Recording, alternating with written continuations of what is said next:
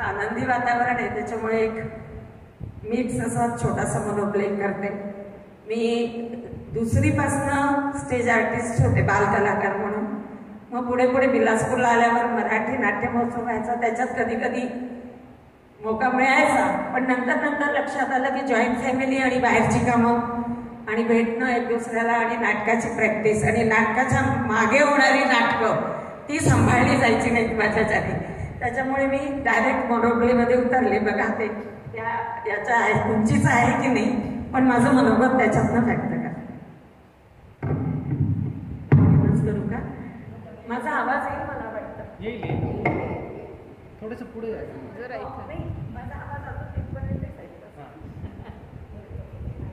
नाही नको. थोडीशी हालचाल करणार आहे, पायामुळे काय हालचाल खूप नाही आहे. फक्त चारी पात्र एकत्र करणार आहे म्हणून थोडंसं बोलून आहो आहो आहो अहो पांघरून घेऊन काय झोपलात? बोला ना काहीतरी. 3 दिवस झाले, काय होतंय तेच कळत नाही. डॉक्टरांना बोलाव का? पुन्हा काहीतरी होत आहे का तुम्हाला?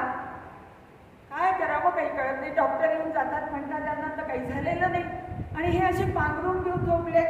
मला काही कळेच ना, काही खात पीत नाहीये. हॅलो हॅलो, हां आई, हां हां हां, अगं तुझा फोन आला तेव्हा मी यांच्या सेवेत लागले होते. हां बोल, काय म्हणालीस? तब्येत काही नाही कळत आहे गं.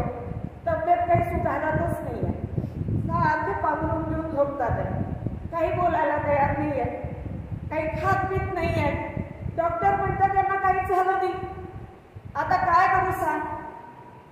काय काय नजर दृष्ट चल काय या काळात कसलं हे काहीतरी. आधीच त्यांना भविष्याचं वेळ आहे. मी अजून दृष्ट काढायला सुरुवात केली की त्यांचं वाढतच जाईल. काय म्हणालीस? हो, त्यांनी काही नुकसान होत नाही, हे खरं आहे तुझं म्हणणं. पण मला असं वाटतंय की आणखीन एक प्रकरण नको ना तू माझ्या मागे लावूस. हो, कारण आता मला चांगलं आठवत आहे, ते दाढीवाले पुण्याचे येतात ना, भविष्यवाले, त्याचं नाव नाही काही मला आठवत आहे.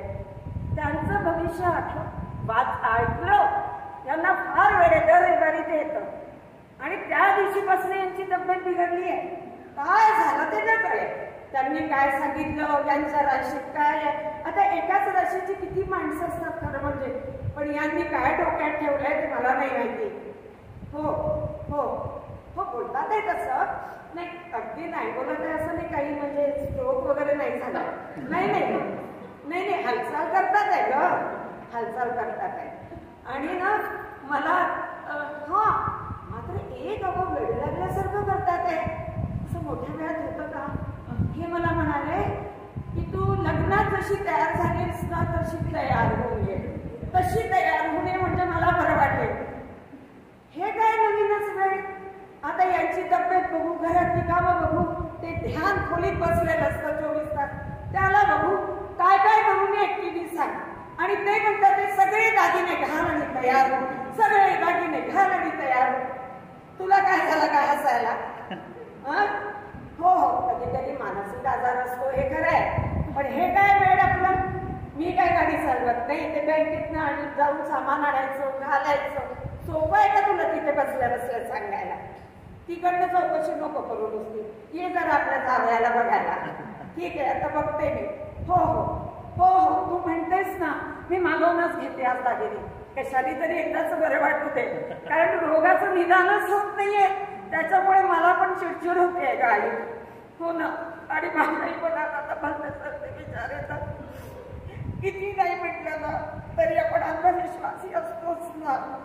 मला म्हणतात माझी शेवटची इच्छा पूर्ण कर, माझी शेवटची इच्छा पूर्ण कर, असं का ग बोलतात ते? हो हो, दृष्ट पण काढते. हो, सगळं तू सांगितलेलं करते. ठीक आहे ठीक आहे, पण तू पण याची तयारी कर. हो पिंट्या, अरे पिंट्या, अरे बाहेर जरा खोलीच्या. 3 दिवस झाले बाबा आजारी आहेत. पण या तरुण घोड्याला वाटत नाही की विचारावं की काय हवंय का, काही हवंय का, आई तुला काही मदत हवी आहे का. नुसता दिवसभर आपल्या मोबाईलवर काय करत असतो कोणाच. पिंट्या, अरे पिंट्या, आलो आलो आलो आलो.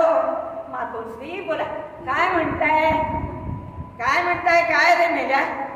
बाबांना बरं नाही, जरा वेळ त्यांच्या जवळ बसावं, त्यांना विचारावं. मला नाही सांगत पण तुला तरी सांगतील त्यांना काय होत आहे ते. जाऊ दे, तू कशासाठी हाका मारलीस ते सांग. अरे ही किल्ली घे आणि बँकेच्या लॉकरमधनं माझे सगळे दागिने घेऊन ये. दागिने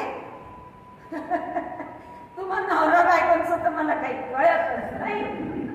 कधी रडता, कधी भांडता, कधी हसता आणि मला उगाच उठवलं तू माझ्या मोबाईल. मी किती महत्वाचं काम करतो ते तुला माहितीये का. हो ते सगळं मला माहिती आहे, पण आता तुझ्या बाबांचे प्राण वाचवणं आवश्यक आहे. जा ही किल्ली घे आणि बँकेत जाऊन लॉकरमधनं दागिने घेऊन ये. हो जातो.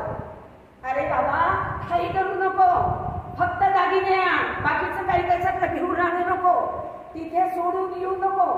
आणि जाताना गाडी आरामात चालव, हेल्मेट घालून जा. अरे बाबा बाबा बाबा किती सूचना, अजून तर सून नाही आली आहे, मलाच एवढी बोर करते यार तू. मी जाऊन घेऊन येतो दागिने.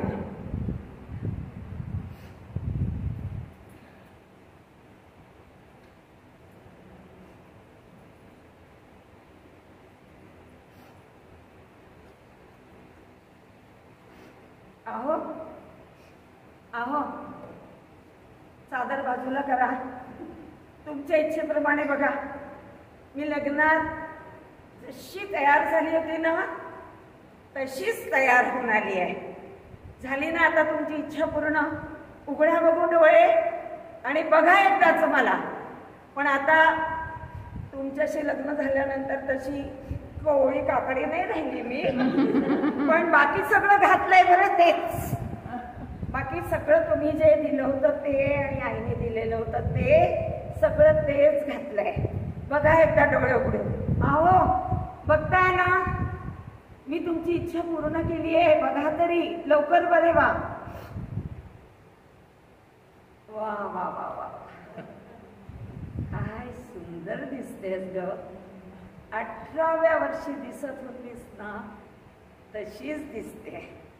हे काय चक्क तुम्ही उठून बसलात, म्हणजे तुम्हाला काहीच झालं नव्हतं. मग आधीच सांगायचं, मी रोज सजून बसले असते. कधी त्या वारच लागलं नव्हतं दागिन्यांना, एवढंच जर कारण होतं तर. तसं नाही ग, त्याच्या मागे एक थोडंसं कारण आहे. काय कारण होतं सांगाल का जरा. अगं दाढीवाल्या बाबाने सांगितलं की पुढले 3 दिवस तुमचे फार कठीण आहेत आणि तुम्हाला यमराज घ्यायला येणार आहे. मला तर काहीच झालेलं नाही. मग मी विचार करू लागलो, यमराज येणार आणि तो आताच्या काळात येणार, मला तर काही झालेलं नाही. मग मी विचार केला की आजकालच्या काळातला यमराज आहे, जर माझ्याऐवजी मी झोपून राहिलो आणि तुला समोर गेलं सजले धजलेलं तर तो तुलाच घेऊन जाईल. आणि म्हणून मी बापरे, त्याच्यासाठी तुम्ही एवढं आजारपणाचं नाटक केलं. नाही नाही, मी तेवढा स्वार्थी नाही आहे ग. मी खरंच मरायला तयार आहे तुझ्या आधी, पण काहीच झालेलं नसताना मरायचं म्हणजे काय. आणि त्यांनी भविष्य सांगितलं यमराज येणार आहे, म्हणून मी ही आयडिया केली. आणि दुसरी गोष्ट ही की बघ बघ बघ, माझा स्वार्थ काही नाही. तू हरताळकीची पूजा करतेस, वडाची पूजा करतेस, कसले कसले उपवास करतेस. माझं सौभाग्य अखंड राहू दे असं मी ऐकलंय बरं, खूपदा ऐकलंय.